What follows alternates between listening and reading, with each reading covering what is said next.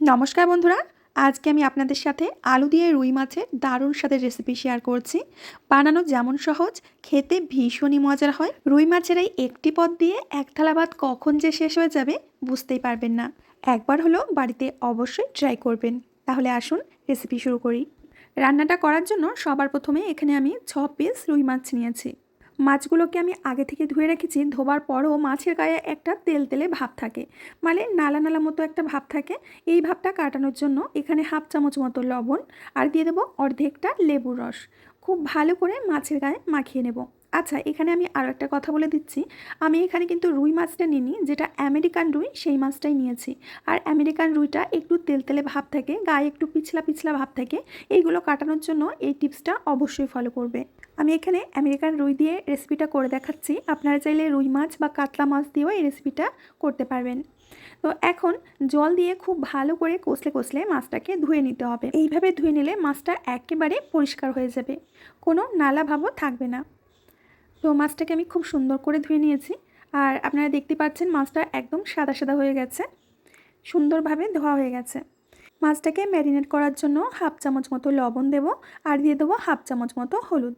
খুব ভালো করে লবণ হলুদটা মাছের গায়ে আমি হাত দিয়ে মেখে নিচ্ছি।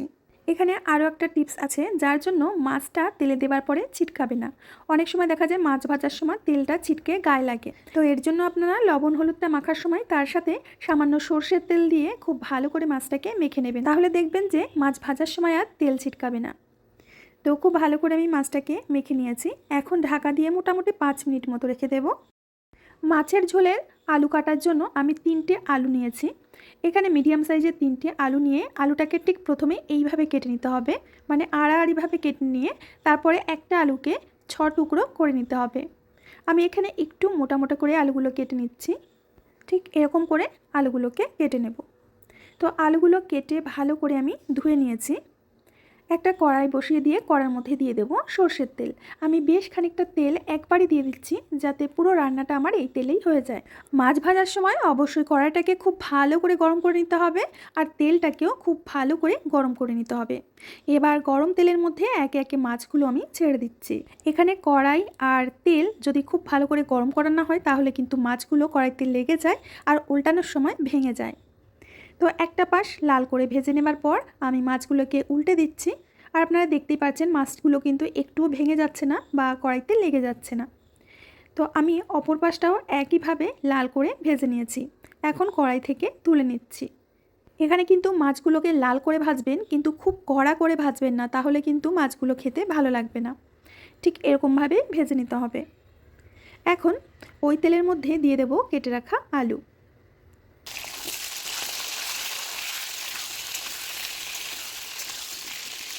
আলুগুলো নাড়াচাড়া করে একটা ঢাকনা দিয়ে ঢেকে কিছুক্ষণ অপেক্ষা করব।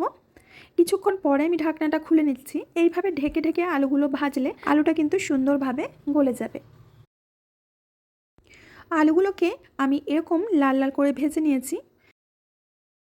এখন কড়াই থেকে তুলে নেব। বন্ধুরা, আশা করছি প্রত্যেক দিনের মতো আজকের রেসিপিটাও তোমাদের ভীষণ পছন্দ হবে। রেসিপি ভালো লাগলে লাইক কমেন্ট শেয়ার করতে ভুলবে না। আর আমার চ্যানেলটিকে যদি এখনও না সাবস্ক্রাইব করে থাকেন অবশ্যই সাবস্ক্রাইব করে নেবেন। বাকি যে তেলটা রয়েছে তার মধ্যে একটা তেজপাতা আর হাফ চামচ মতো 5 ফোড়ন দিয়ে দিলাম। এবার 3 থেকে 4টি পেঁয়াজ আমি কুচিয়ে রেখেছিলাম, পেঁয়াজ কুচিটা দিয়ে ভালো করে ভেজে নিতে হবে, মানে একদম লাল লাল করে পেঁয়াজগুলোকে ভাজতে হবে। যে কোনো রান্নায় মশলাটা যদি ঠিকঠাক সুন্দরভাবে কষানো যায় তাহলে কিন্তু রান্নার স্বাদটা দারুণ আসে। এখানে পেঁয়াজটা আমি লাল করে ভেজে নেবার পর দিয়ে দিচ্ছি 2 টেবিল চামচ মতো আদা আর রসুন বাটা। আদা রসুন একসাথে বেটে নিয়েছিলাম। 1 চামচ মতো লাল লঙ্কার গুঁড়ো, 1 চামচ মতো জিরের গুঁড়ো, 1 চামচ ধনিয়া গুঁড়ো আর মিক্সিটা ধুয়ে জল দিয়ে দিলাম।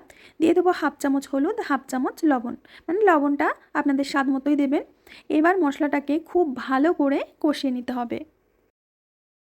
যতক্ষণ না মশলা থেকে এরকম তেল ছেড়ে যাবে ততক্ষণ কিন্তু মশলাটাকে সুন্দর করে কষে নেবেন। তো দেখতে পাচ্ছেন যে কড়াইতে হালকা লেগে লেগে যাচ্ছে আর তেলটাও ছেড়ে দিয়েছে। তো বুঝতে হবে এখন মশলাটা আমাদের খুব সুন্দরভাবে কষা হয়ে গেছে। এবার দিয়ে দেবো আগে থেকে কেটে রাখা টমেটো। এখানে আমি মিডিয়াম সাইজের 3টি টমেটো কেটে নিয়েছি। টমেটোগুলোকে কষিয়ে একদম গলানোর দরকার নেই, মোটামুটি 2 থেকে 3 মিনিট মতো নাড়াচাড়া করে নিলেই হবে। তো টমেটোগুলোকে মশলার সাথে খুব ভালো করে নাড়াচাড়া করে নিয়েছি। এবার দিয়ে দেবো আগে থেকে ভেজে রাখা আলুগুলো। এবার মশলার সাথে আলুটাকে একটু মিশিয়ে নিতে হবে। মানে আলুটা যেহেতু আমরা আগে থেকে ভেজে নিয়েছি সুন্দর করে, তো মশলার সাথে খুব বেশি সময় কষানোর দরকার নেই, ওই মোটামুটি নেড়েচেড়ে মিশিয়ে নিলেই হবে। তো খুব ভালো করে মিশিয়ে নিয়েছি। এবার দিয়ে দেবো জল। জলটা সবসময় চেষ্টা করবেন গরম জল দেওয়ার, তাতে রান্নাটাও তাড়াতাড়ি হয়ে যায়, রান্নার স্বাদটাও কিন্তু খুব সুন্দর আসে। ভালো করে নেড়েচেড়ে মিশিয়ে দিয়েছি। ঝোলটা যখন এরকম ফুটে উঠবে তখন একে একে মাছগুলো দিয়ে দেব।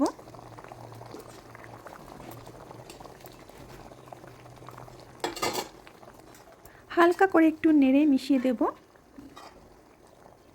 এখন একটা ঢাকা দিয়ে 5 থেকে 6 মিনিট মতো মিডিয়াম আঁচে রান্না করে নেব।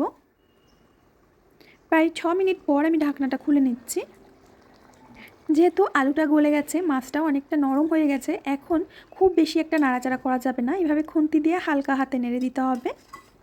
রান্নার শেষে এখানে দিয়ে দেবো কাঁচা লঙ্কা চিরা। রান্নার শেষে দিলে লঙ্কার ফ্লেভারটা খুব ভালো আসে তরকারিতে।